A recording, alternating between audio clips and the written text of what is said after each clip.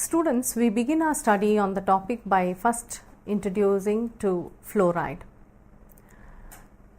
Fluorine is the form of fluoride, occurs in nature ubiquitously and enters the body as a variable constituent of both drinking water and food. Fluorine has been detected in 3 trace amounts in all organs and tissues in humans. But studies have demonstrated that where diets are high in fluoride, its concentration in the body increases. On an average, the adult human contains less than 1 gram of fluorine, approximately 99% of which is seen in the bones and teeth. The concentration in soft tissues is normally low and does not increase with age. Objectives. After studying this unit, you should be able to enumerate the functions of fluorine in the body, recognize the dietary sources of fluorine, describe the effects of fluorine toxicity in the body, discuss the preventive measures of fluorosis. Now let us get to know what are the biological role of fluoride in human body. Fluoride has been found to produce positive effects on skeletal and dental health. Fluoride ions assist in the prevention of dental caries. When children under 9 years of age consume drinking water containing 1 ppm of fluorine, there is less dental caries in childhood and adolescent and throughout life.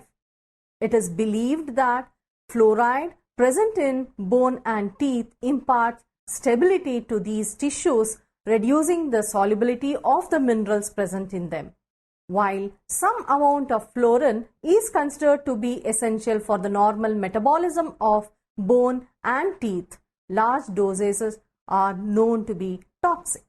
Next, we shall focus on distribution of fluoride in human body. Tissue distribution. Absorbed fluorine is distributed into 2 compartments with different biological half-lives. One with a short half-life of 2 hours corresponding to fluorine in blood and soft organs, and another with a longer half-life corresponding to skeletal fluoride.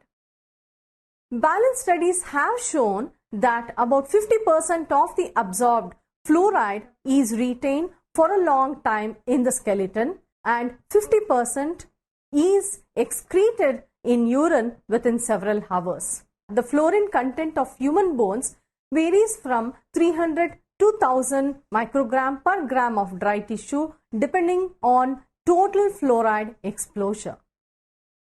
The body fluorine content of individuals exposed to higher levels of environmental fluorine may be 2 to 3 times higher than normal. Concentration of fluorine in bone increases with age. Bone fluorine is a good indicator of lifetime exposure of the body to the element. Blood levels of fluorine are most negligible among people living in low fluorine environments. A significantly higher range of values is seen in people living in areas of endemic fluorosis. Saliva normally contains 0.02 microgram of fluorine per ml. The concentration of fluorine in the dental tissues follows a similar pattern of that of bone in that it increases with the increased intake and age up to about 30 years of age. Fluorine is deposited in teeth during the period of calcification of the crown. Permanent teeth contain higher concentration of fluoride than the deciduous teeth. Let us learn about the absorption and metabolism of fluoride. The absorption from drinking water being almost 100%. When it is consumed as sodium fluorosilicate in fluorided water or a sodium fluoride or monofluorophosphate in toothpaste. However, absorption comes down to 80% in solid foods or with calcium containing beverages. Fluorine can be absorbed rapidly by passive diffusion through stomach, small intestine, oral tissue, lungs as well as skin. The rate of diffusion is directly correlated to the lipid solubility of the diffusing substances. It is also influenced by pH in the gastric secretion. Fluoride is also transported in the blood as ionic fluoride. Absorbed fluoride is distributed throughout the body and most of it seen in bones and teeth. Skeletal growth rate influences fluoride balance. Growing period in youngers have more fluoride content in the skeleton than adults. Intestinal absorption of fluorine is influenced by the presence of other substances in the diet. Fluorine absorption is reported to be reduced by high levels of calcium, magnesium and aluminium and increased by phosphorus, sodium, iron, molybdenum and high fat diets. Use of aluminium containing antacids reduces fluoride absorption. Fluorine is excreted through urine, feces, sweat, saliva and milk, urine being the main route. 90% of the total fluoride excretion is through urine. In adults, 40 to 60% of the ingested fluorine appears in urine. In children, this proportion is reduced to about 30% due to higher rate of fluoride uptake by skeletal tissue. From 1 to 12 years of age, urinary fluoride increases gradually. Let us identify the dietary sources of fluorine.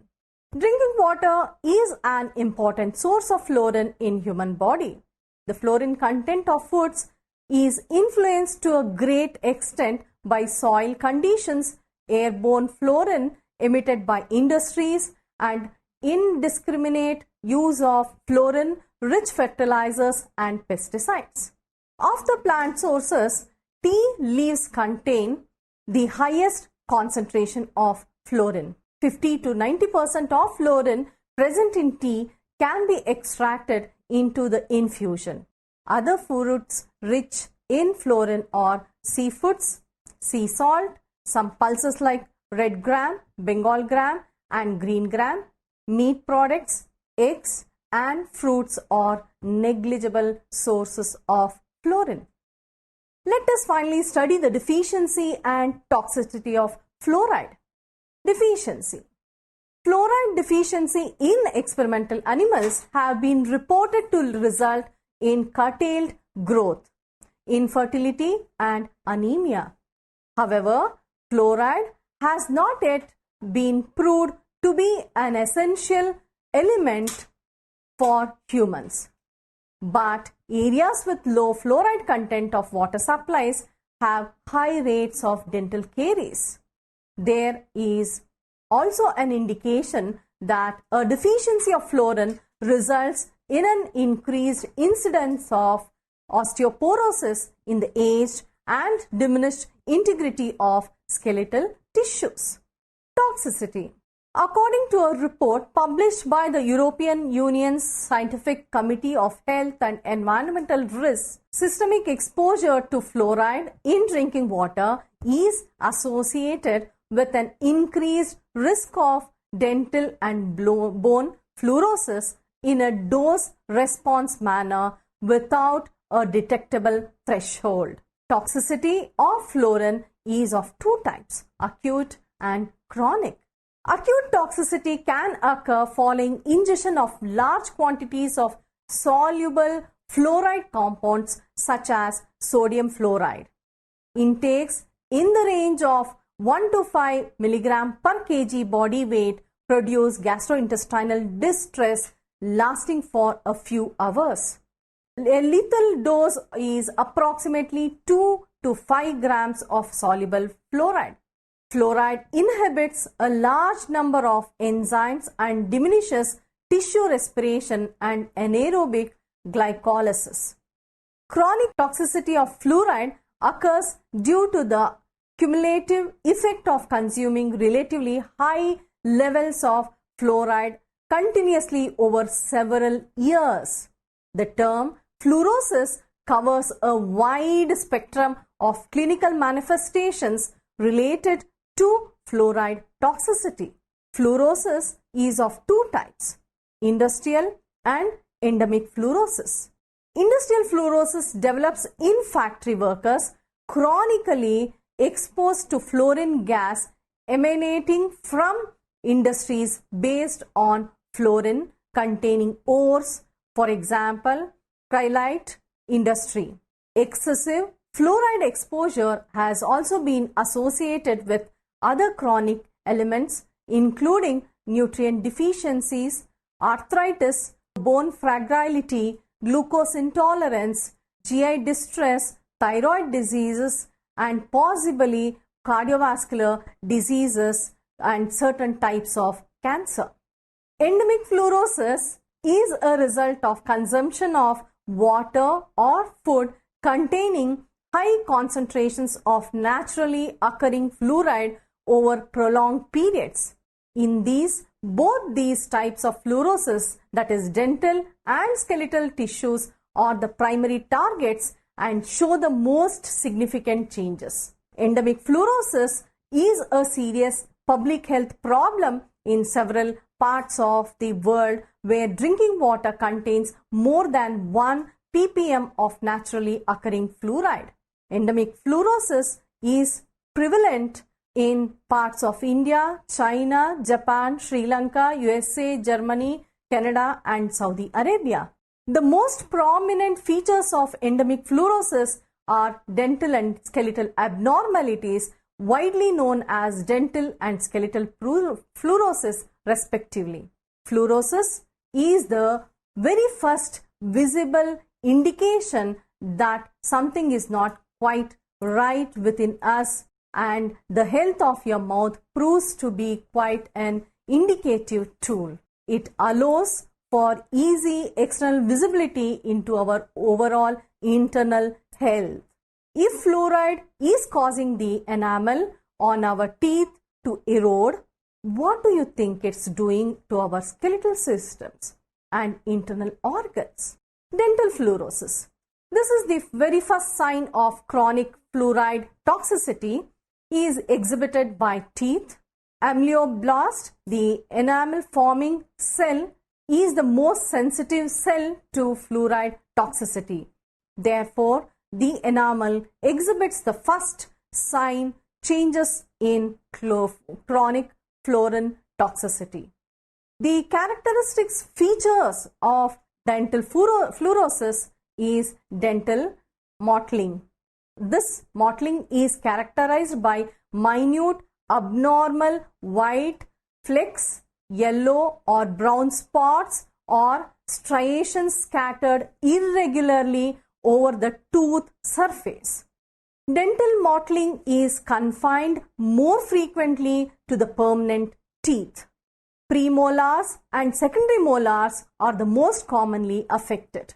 Dental fluorosis occurs in children who are exposed to high fluoride intake before the completion of dental mineralization. Hence, children from infancy to 16 years of age are susceptible to the malted enamel. Dental mottling is an irreversible change and hence a permanent cosmetic problem to the victims. According to the Center for Disease Control, a study conducted from 1999 to 2004 found that 40.7% of adolescents between the age of 12 to 15 years had some indication of dental fluorosis, ranging from questionable to severe. This was a woofing drum roll, 90% increase from a study conducted from 1986 to 87, which found 22.6 of adolescents between the ages of 12 to 15 to have some form of fluorosis. Skeletal fluorosis. Skeletal fluorosis is encountered in an endemic form in several parts of the world. This disease exhibits very slow progression, hence it is not clinically recognized at the initial stages. The clinical features of skeletal fluorosis include muscular, that is skeletal dysfunction, arthritis, fixed flexation, deformities, restricted movements of joints and stiffness of the spine. The progression of the disease follows 3 stages, that is stage 1, stage 2 and stage 3. Stage 1. This is a relatively asymptomatic stage with pain in the small joints of the hands and feet, knee and spinal joints. At this stage, only radiological examination helps in the diagnosis of the disease. Second stage. This stage is characterized by stiffness of the spine with limitations in movement. Stage 3. By this stage, the patient experiences difficulty in walking and suffering from stiffness and limitations of the movement of various joints, especially inability to bend downwards and backwards and neck rigidity. Genu-valgum, a variant of severe form of skeletal fluorosis termed as Genu-valgum, that is knock-knee syndrome, has been reported from certain endemic areas of China, South Africa, India and Tanzania. Adolescents are found to be the chief victims of this syndrome, with a higher prevalence in boys. These subjects exhibit typical signs of dental and skeletal fluorosis. In addition, they suffer from extensive osteoporosis of the limb bones. There is a significant increase in serum fluoride levels. Serum, parathyroid hormone and growth hormone are significantly higher in this disease as compared to fluorotic subjects without Genu-valgum. Fluoride and lead poisoning. Silicofluoride is the type of fluoride added to our water. So, whenever you are drinking that optimally fluoridated water, you are getting a nice dose of lead with it. Studies have showed that those drinking heavily fluoridated water had dramatic increases in their blood levels of lead. Lead toxicity causes lower IQs, behavioral problems, lethargy, learning disorders, among others. In adults, lead has been linked to reproductive issues. Fluorosis control measures. Fluorosis is not curable but preventable by appropriate and timely action. Provision of water with safe levels of fluorine to populations at risk is a chief preventive measure. This can be achieved by 2 ways. One is by supplying water from the nearby rivers, channels and dams to the affected areas, and secondly, reducing the concentration of fluorine in the locally available water to an acceptable level by appropriate treatment. In addition to the above, the following guidelines can be followed to prevent the disease to a certain extent. Identifying foods high in fluorine content which can be avoided by the population at risk.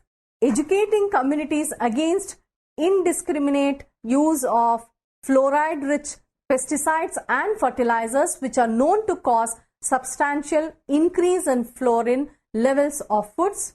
Advising when necessary the importance of parboiling only in safe water. It is also necessary to enlighten people about the inherent risk of using fluoridated dental preparations such as toothpaste, mouth rinses, gels, etc. Fluorine has been found to produce positive effects on skeleton and dental health. A low intake of fluorine is linked with dental caries. Drinking water is an important source of fluorine, while the fluorine content of food is influenced by the soil condition, airborne emission of fluorine by industries and by the indiscriminate use of fluorine-rich pesticides and fertilizers. The fluorine content of human bones varies from 300 to 1000 microgram per gram of dry tissue depending on the exposure to the element. Concentration of fluorine in bone increases with age. Bone fluorine is a good indicator of lifetime exposure of the body to the element. Chronic toxicity of fluoride occurs due to the accumulative effect of consuming relatively high levels of fluorine continuously over several years. Endemic fluorosis is a serious public health problem in parts of the world where drinking water contains more than 1 ppm of naturally occurring fluoride. The most prominent features of endemic fluorosis are dental and skeletal abnormalities. Fluorosis is not curable but can be prevented by taking appropriate and timely action. Thank you, students. Hope you understood this episode.